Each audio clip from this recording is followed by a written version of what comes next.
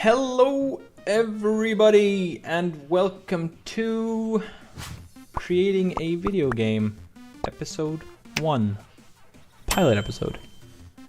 So, I've never really coded a game before, or on my own, that is. I have coded one game before, which was Pac-Man.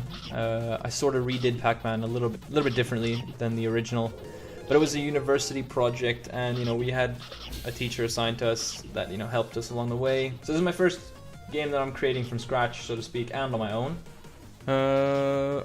One thing I wanted to mention, nothing is set in stone.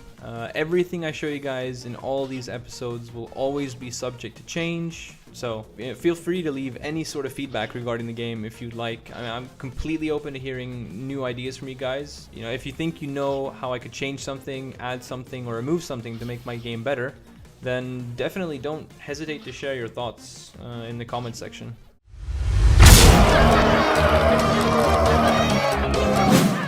Alright, let's dive into this game then. So this is the main menu that you see when you start the game. We got a little bit of a space theme going on alongside our hero here, casually meditating through the galaxy on her space cube.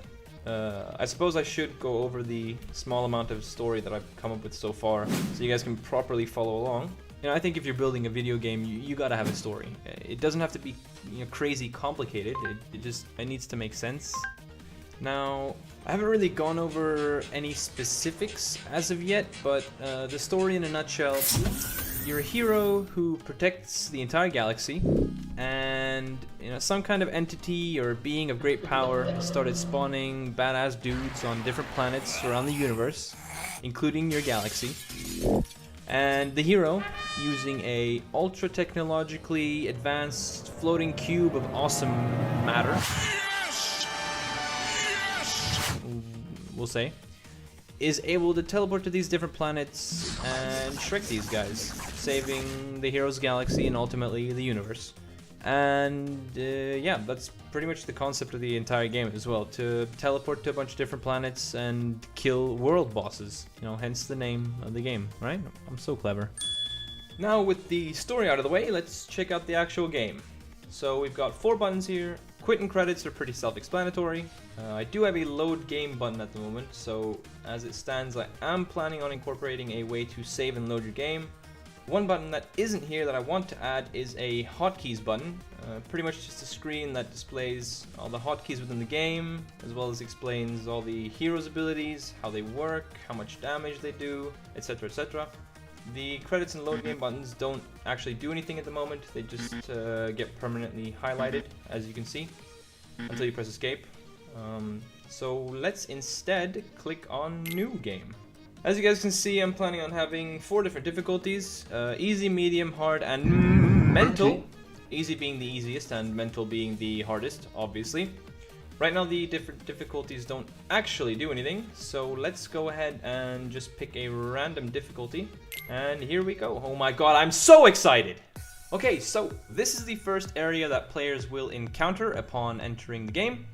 I call this area the prep room, and if you haven't already noticed, then it's actually the top of the space cube that we saw earlier in the main menu. Now, thanks to the matter that the space cube contains, the hero is able to create and enter portals from here. Entering these portals will, as previously mentioned, send the player to a specific planet somewhere in the universe where a boss is currently residing.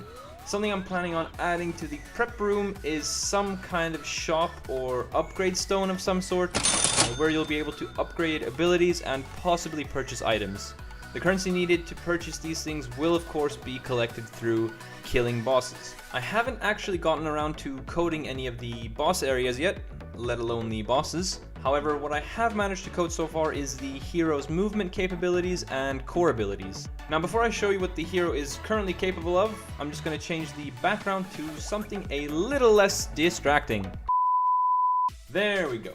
Alright, so for starters we've got the standard WASD movement, along with the ability to move diagonally. Now, while strictly using the WASD keys, the hero will always run at normal speed. However, while also holding down left control, the hero will instead be able to sprint. Right now the sprint doesn't have any sort of restrictions, however I'm most definitely planning on having a sprint bar of some sort, displaying the remaining sprint energy, because you can't sprint forever, that would be slightly OP. On top of that, the hero also has the ability to jump. Now with the camera angle being the way that it is, jumping doesn't really do anything other than just quickly change your Y positioning in the game.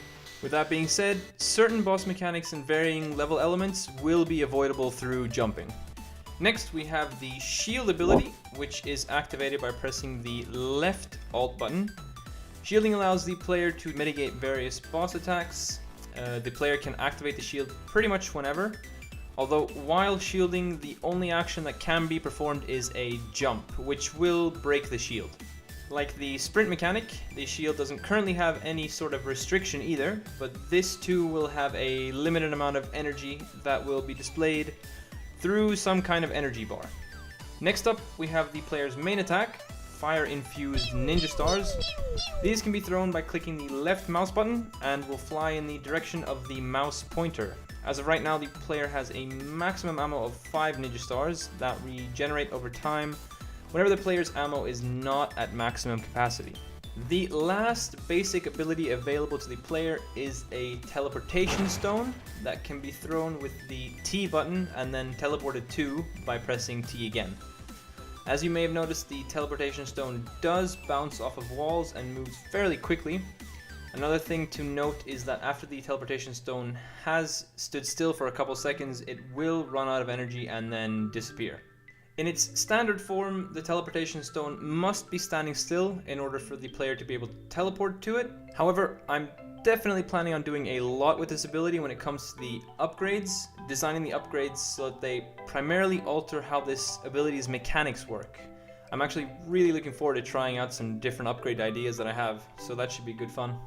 And yeah, that's all I have for this episode. The next step will be to design the first boss area, code the actual boss fight, add the previously mentioned energy bars, as well as add some mana costing spells for the hero. Let me know what you guys think of the game so far and of the episode in the comments section. Once again, all feedback is appreciated. Thanks for watching, and I'll catch you guys later.